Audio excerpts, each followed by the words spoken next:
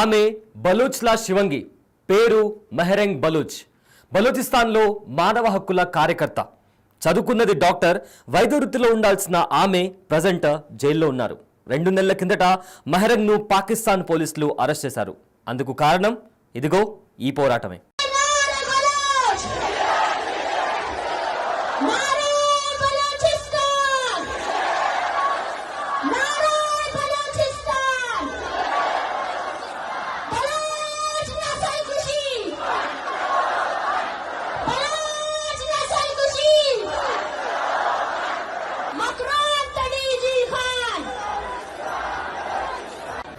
जितने billion dollars खर्च करे, लेकिन वो खूनख्वारी जो आपने बलूचिस्तान के गली मोहल्लों में की उसको नहीं छुपा सकते। अरे इंतहा तो देखो जालिमो, आज बलोच माए आपसे, आप उनके वो प्यारे जो आपने मसख करके फेंक दिए, वो आपसे ये नहीं मांगते कि हमें इंसाफ दो, हमारे बच्चों के कातिलों को सजा दो। वो आपसे ये मांगते हैं कि शिनाख्त करके दो कि ये मेरा बेटा है या नहीं है।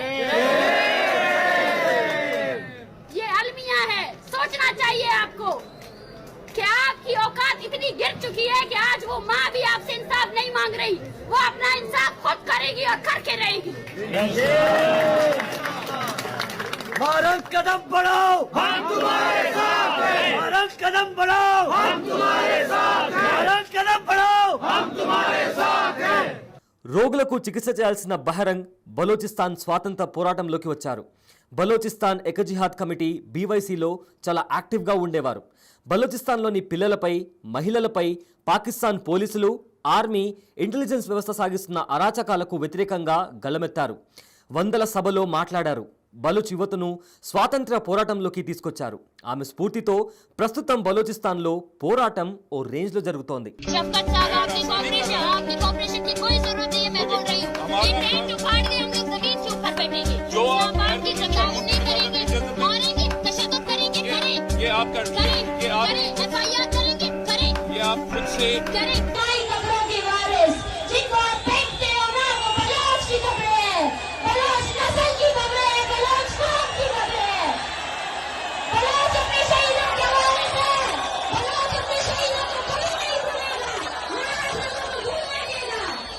బహరంగ్ ప్రసంగాలను వినడానికి వేలాది మంది వచ్చేవారు.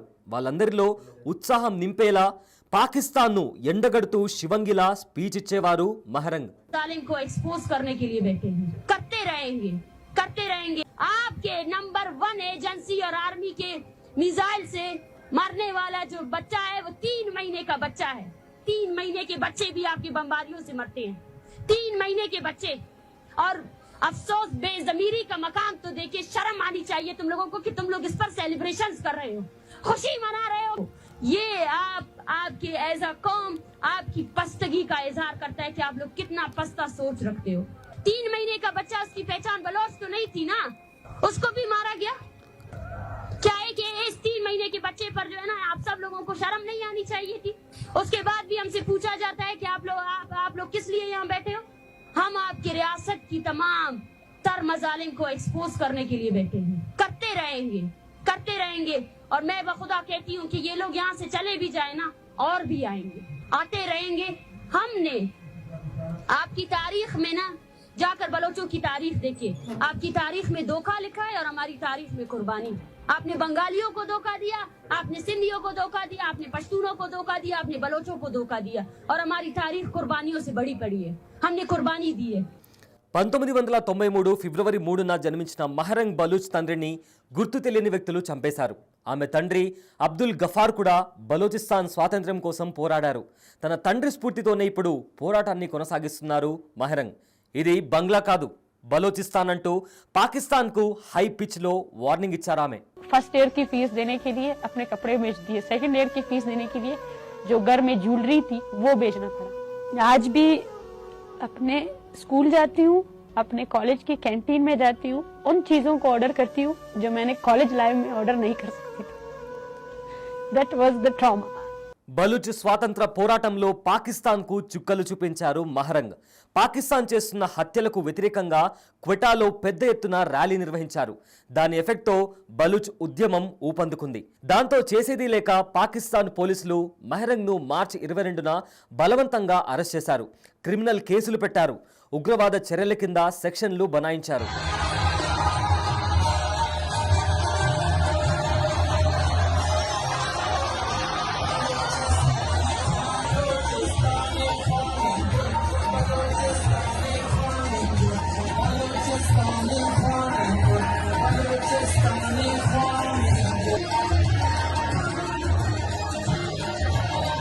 మహరంగ్ విడుదల కోసం ప్రపంచవ్యాప్తంగా నిరసనలు కొనసాగుతున్నాయి.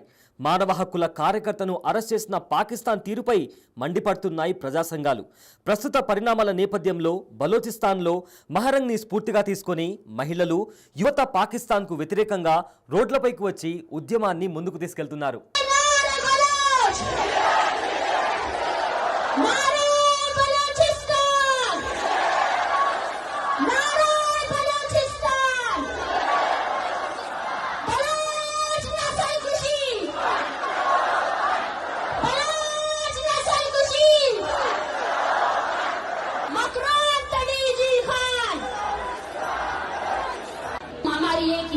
वो बलोच है और बलोच आज मजलूम है, बलोच आज गुलाम है और जो इस हकीकत को नहीं मानता है वो बलोच के मुखालिफ रियासत का आमी है, जिसका काम यह है कि कैसे बलोचों के खून का सौदा किया जाए।